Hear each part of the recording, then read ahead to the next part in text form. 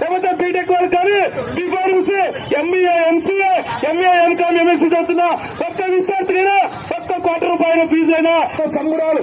మంచి ప్రభుత్వం, మంచి మనసున్న ప్రభుత్వం, విద్యార్థుల ప్రభుత్వం, ఇది మీకు మేలు చేసే ప్రభుత్వం అంటా ఉన్నాడు. మరి విద్యార్థులకు అడుగుతున్నా, విద్యార్థులకు ఫీజు రియంబర్స్మెంట్ ఎక్కడటువంటి ప్రభుత్వం మంచి ప్రభుత్వమా?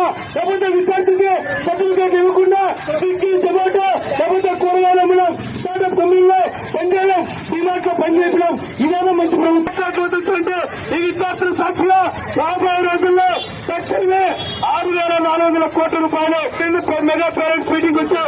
అనంతపురం కాదు శ్రీకాకుళం నుంచి సిక్కుపల్లి వరకు నువ్వు ఎక్కడ అడుగు వెళ్తామని చెప్పేసి కూడా ఈ ప్రభుత్వాన్ని హెచ్చరిస్తూ తక్షణమే ఫీజు రియంబర్స్మెంట్ పథకాల్లో విడుదల చేయాలి.